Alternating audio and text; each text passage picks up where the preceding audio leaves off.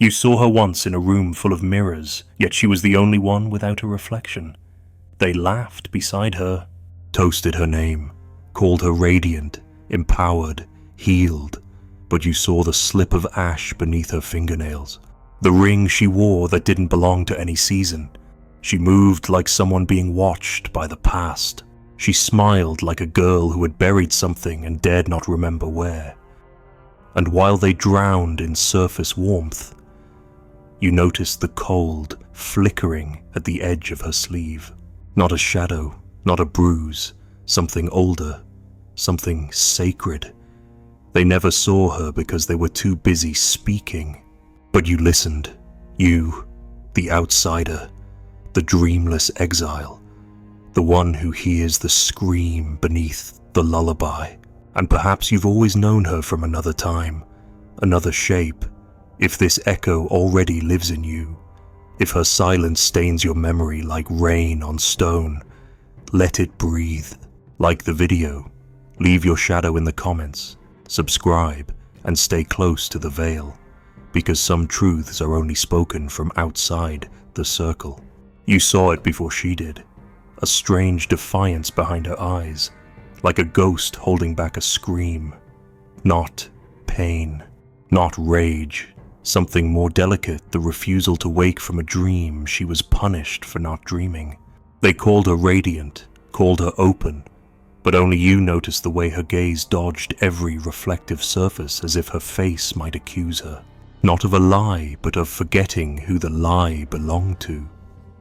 She moves through the world like a myth passed from mother to daughter, rewritten with every breath until no one remembers the original. Even she recites it now, strong, resilient, free. But you saw her grip her wine glass like it was the last anchor to a self she doesn't trust to return. You saw her shoulders twitch when the room went silent, as if silence had once meant danger. You heard her say she wasn't like other women, and you knew she was quoting a survival spell, not an opinion. Because there is a woman they all want to see in her, and she has learned to wear her. That woman speaks in curated sighs, smiles with just enough mischief to seem wild but not chaotic, just enough trauma to be deep but not dangerous.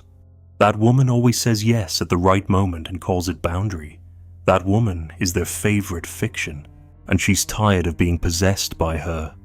But no one listens to tiredness in a woman unless she's dead or crying.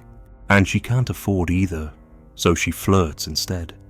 Dresses it up in astrology and body oil, drowns it in podcasts that use words like goddess and sisterhood and healing. But underneath it all, there's something more ancient, a wound passed down in the blood. One that has nothing to do with men and everything to do with mirrors. You know the wound, not because she told you, she never would, but because you carry a piece of it too.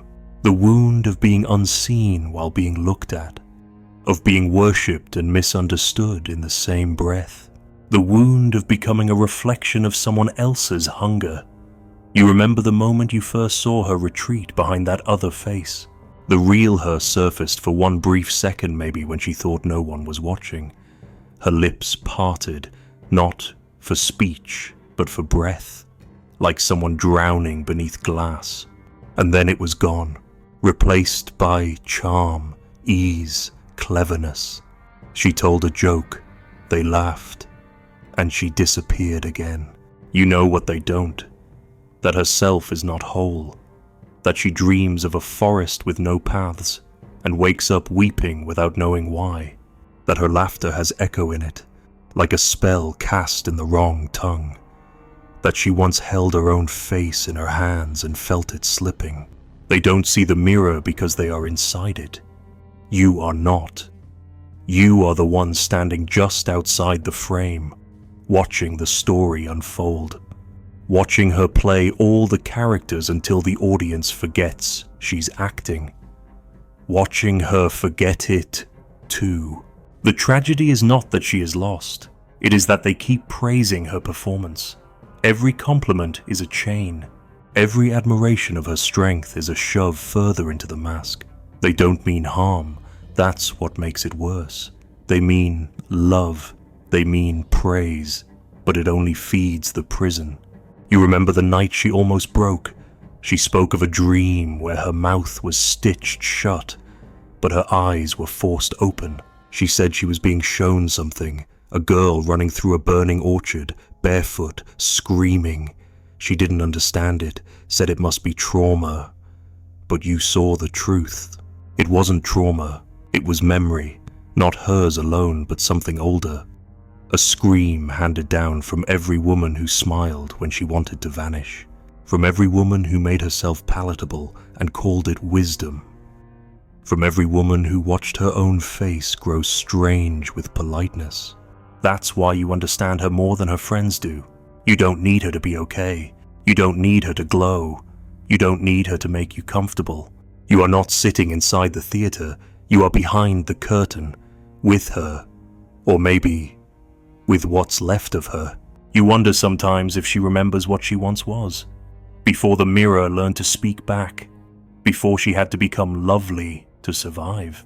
You notice the way she touches her wrist when no one's watching, like there's something written there, not a tattoo, a name, a warning, or a vow, something sacred she promised not to forget. And yet, every compliment, every cheer from her circle is another drop of dye in the water. One day she will no longer recognize the girl who used to hide beneath tables, not from monsters, but from admiration. Because admiration is its own kind of monster. It feeds, it devours gently, it kisses as it kills. And you see that. You, the one without the script, you who never learned the right lines, the right posture, the right myth. You who have lived too long at the edges, watching faces shift into masks, and masks melt into mirrors, until even love becomes a performance. But in you, something remains unperformed, unshaped, a witness. And that's why you frighten her, because when she looks at you, she sees the self she's buried, the raw, the unscripted, the untranslatable. You don't speak of it, you wouldn't dare, not allowed. It's not that kind of truth. It's the kind that flickers in the air between glances, that lives in unfinished sentences, in the questions that turn away before they're asked. So you stay silent, and still, she knows. She avoids you sometimes, laughs louder when you're near, keeps you outside the warmth, not because she dislikes you, but because you remind her that she was never meant to be adored. She was meant to be whole, and wholeness in this world is dangerous. So she fragments, beautifully, invisibly, with applause, and you, the outsider, carry the pieces no one sees her drop. You don't try to give them back. That would be cruel. She's not ready, but you hold them anyway, because someday she will look in the mirror and see only a blur. And on that day, she may turn to you, and when she does, you won't need to speak. You'll simply nod and place the fragments in her hand, one by one. No explanations, no rescue, just return. A quiet offering to the face that once refused her name. They gather around her like acolytes, eyes gleaming with admiration, praise laced with envy disguised as love. Compliments fall from their lips like honeyed ash, sweet, cloying without weight. You're glowing, they say. You're magnetic. But none of them ask if she's hungry. None of them see the hollowness just beneath her cheekbones, the ache coiled behind her perfect posture. They bring offerings of laughter, selfies, curated moments, a table set with affirmation, but the food is empty, and she's starving in secret. You watch her sip from a glass she never refills, fingers tracing the rim as if it once meant something. Her mouth moves easily. Stories pour out like silk, but there's no anchor behind her words. It's a language she learned to survive the language of those who are watched, weighed, and expected to entertain. Every anecdote is a distraction, every punchline a shield. She plays the part of the well-fed queen while biting down on a silence no one dares to taste. You know the silence. It's the one she swallows every morning before dressing herself in symmetry. She doesn't say she's exhausted by praise. She doesn't confess that attention makes her skin feel tight. She doesn't reveal that the sound of her name, spoken sweetly, sometimes feels like a threat, because none of them would understand. They are here to celebrate the surface. They are here to sip her performance like wine. But you see the untouched plate in front of her. You see that her hunger is not for food, not even for love. It is for meaning. And meaning does not exist in applause.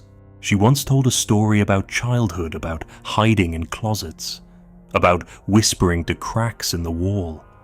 They laughed, said she was imaginative, but she wasn't telling a joke.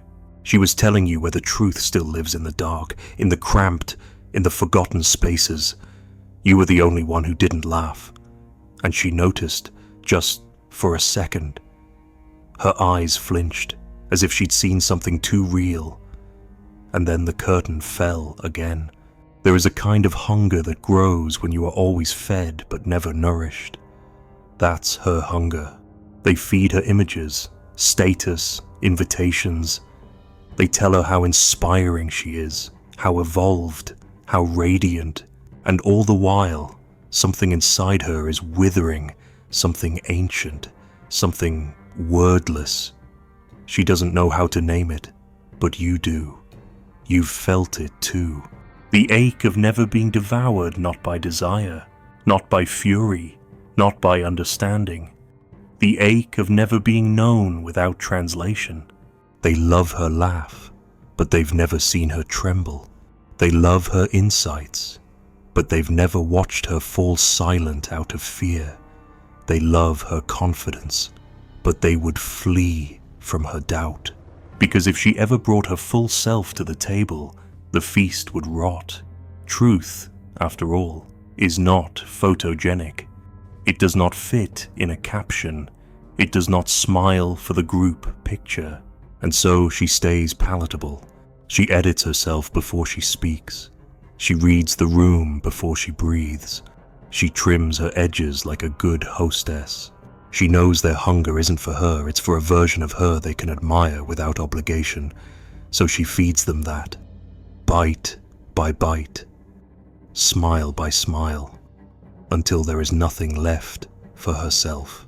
You've watched this happen before, different faces, same ritual, women offering themselves as a delicacy, dressed in self-awareness and humor, plated with grace, but underneath, a rawness untouched, because to be truly tasted would mean surrender, and to surrender would mean being seen in the grotesque, the shaking, the jealous, the terrified, the longing, and no one invites that woman to brunch. But you would, not because you're noble, not because you're better, but because you are hungry too for what is unserved, unsaid, unshared, for the kind of truth that ruins a good evening, for the kind of presence that silences flattery, for the kind of woman who walks into a room and devours it, not with charm, but with uncontainable being. She's afraid of that part of herself. She should be. It is wild and blood-hungry and free. It does not ask permission. It does not care who likes it. And it lives behind her smile, in the shadows of her restraint. You've seen glimpses when she almost lets go, when the mask slips, when her voice breaks mid-sentence, when she stops performing and simply exists. It terrifies them, but it moves you, because that is the woman worth feasting with, not the goddess, not the icon, the creature. They don't want the creature, they want the performance of wounds healed, the aesthetic of power without its cost. But you want the scarred mouth, the cracked hands, the voice that doesn't always rise at the right moment. You want her unshaped, because only then can she taste herself. Only then can she know she is not here to decorate the room, but to burn it. Sometimes, when the room goes quiet, you wonder if she hears it too. That ancient gnawing under her ribs, that hunger not for validation, but for violation of the script, of the role, of the lie. And sometimes you think she might be close to tearing the napkin in half, close to throwing the glass, close to standing up and saying, "I am not who you've made me." But she doesn't. Not yet. The feast continues. They toast her name again. She smiles. The room exhales in relief. No one notices that she hasn't eaten. No one asks why she keeps glancing at the door, except you, the outsider, sitting one chair away, untouched by the ritual. You, who never clink glasses, who never say the right thing, who watches the feast and wonders what they're all starving from. You, who knows the taste of your own soul, bitter. Yes, but real. You don't speak. There's no need. Your silence speaks for you. It says, "I see what you hide. I see the scream beneath the elegance. I see the hunger that no one can name." And sometimes, rarely, she looks back. And when she does, she doesn't see pity. She doesn't see desire. She sees recognition. A face not asking her to perform. A presence not needing her to glow. A witness. That's all. She will forget you again. The ritual is strong. The applause is addictive. But something in her will remember. Not your face. Not your name. But your absence of hunger for what she isn't. That absence will haunt her. It will become a scent she can't identify. A melody stuck in her throat. A craving that returns at night when the praise fades. And maybe, one day, when the feast turns to ash and the guests go silent and the mirror cracks, maybe then she will follow that haunting. Not to you, not for rescue, but for return. Because deep beneath her curated image lies the real mouth. And when it opens, it will not beg, it will not charm, it will not explain, it will devour. She smiles like a woman who knows the consequences of stopping, not just socially, cosmically. There's a thread between her lips and the past. And if it ever breaks, if she ever lets herself go, still, truly still, something ancient will rise from her throat, something not meant for daylight. So instead she smiles, smooth, practiced, surgical. A smile she's worn so long, the nerves beneath it have forgotten how to ache. It's not fake. That would be easier. It's deeper than fake. It's survival that became identity. Performance that calcified into presence. You watch her laugh at a story she isn't listening to. The laughter is warm, generous. It echoes across the room like belonging. No one sees the small delay. The way she checks their eyes first, the tiny adjustment of her jaw before releasing the sound. But you see it. You see that her smile is an echo, not a voice. That every expression she wears has passed through 1,000 filters before reaching her face. She doesn't remember when she started doing it. That's the most tragic part. If she could remember the first time she buried her real voice beneath a pleasing one, maybe she could dig it up. But the burial wasn't a single event. It was erosion, drop by drop. Every time she was punished for crying too loud, speaking too soon, knowing too much. Every time someone praised her for being graceful, for being nice, for being quiet. Every time someone said, "You're not like other girls," and meant it as a compliment. Every time she was loved more for being less. Now that voice, the wild, shapeless one, sleeps under layers of applause. But it still dreams. You've heard it. in the pause before she answers, in the breath she takes when she thinks no one's watching. It's there, pacing the edges of her smile, waiting, and it wants out. But letting it out would mean letting it speak, and it doesn't speak in affirmations or witty sarcasm or filtered rage. It speaks in tongues, it speaks in storms, it speaks in truths that don't flatter anyone, least of all herself. It remembers things she has tried to forget. It has names for what was done to her before she could speak. It has questions that unravel everything, and she knows that once it is free, it will never be quiet again. They think she's healed because she tells her story in beautiful fragments, because she uses the right words, boundaries, growth, resilience, because she smiles when she talks about the past, because she forgives everyone but herself. But you know the voice beneath the smile has not forgiven anything. It is still snarling, still raw, still staring at the door. And yet they call her inspiring. You wonder if she hears how loud the silence is getting. When the room claps for her self-awareness, does she feel the missing sound, the one that should be hers? Or has she convinced herself that silence is peace, that disassociation is maturity, that detachment is freedom? You saw her once, alone, just for a moment, no eyes on her, no expectation to glow. And she did nothing, just sat, face empty, eyes open but unseeing, not sad, not angry, just gone, like someone who has floated too far from their body and forgotten which direction the shore is. And then someone entered, and her smile returned like a marionette twitching back to life. They think it's confidence, her way of walking into a room, commanding attention. But you know what they don't, that confidence can be carved from fear if you polish it long enough. That sometimes the most admired woman in the room is simply the one who's best at vanishing behind the spectacle. There was a time she had a voice that broke things, that didn't ask permission to speak, that told the truth too early, too loudly, too often, and they punished her for it. Not directly, more insidiously. They made her feel unsafe, alone, unchosen.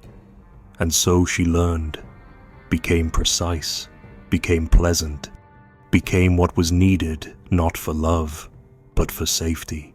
Now her voice only rises when it's strategic. She's witty, but never too sharp, honest, but never too raw. She speaks truths that have already been approved, never the ones still pulsing. And when someone praises her bravery, she smiles, but inside, the buried voice is howling. You wonder if she remembers the sound it used to make, if she's afraid that if she hears it again, she won't be able to stop. Because once you speak with your real voice, the voice made of nerve and bone and fire, nothing else will do. And the world she's built, the friends who love her, the reputation she's earned, it would all tremble under that sound. That's why she keeps it buried, not because she can't find it, but because she knows what it can do. You would know it too. You've heard your own, once, maybe, in a dream, in a scream, in the moment before shame snapped it back into silence. You've heard the voice that says, I am not what you named me. I am not here to soothe. I am not here to shine. And because you know it, you can hear hers, even when she doesn't speak, especially then. They love her voice, the one she uses. They call it soothing, magnetic. But what they really mean is it doesn't threaten me. What they really mean is it doesn't remind me of anything I've buried. And that's the cruelty, that the more she perfects it, the further she drifts from the voice that could actually save her. You want to tell her, you want to say it's not too late, that beneath the practiced sound, beneath the curated tone, there is still something wild, that her real voice hasn't died, only starved, that it is waiting, that it is listening. But you don't say it, you can't, because this isn't a conversation, this is a haunting, and you are the ghost of the voice she abandoned. You will never speak aloud to her. She would flinch, she would deflect, she would smile. But if she ever wakes in the middle of the night, trembling, aching without knowing why, if she ever feels the pressure in her throat and thinks she's choking on silence, if she ever hears something inside her begin to pulse, to rise, to burn maybe, then she will remember. Not you, not this moment, but herself. The one she was before the smile, the one who sang too loud, laughed without charm, told the truth too early, the one who was punished and refused to forget. And in that remembering, the grave may crack, and from it, not a scream, but a song, unpolished, untrained, unwelcome, but hers, at last. There's a room behind her ribs where a girl still whispers into the dark. No one visits her, no one listens.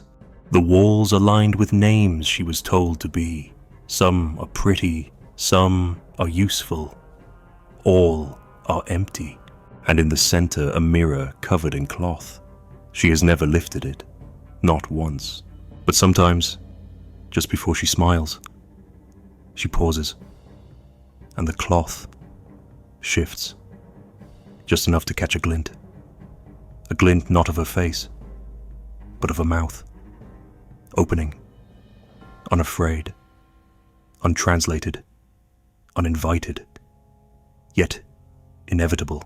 If you hear it too, leave your shadow in the comments, like the echo, subscribe, and stay near the silence.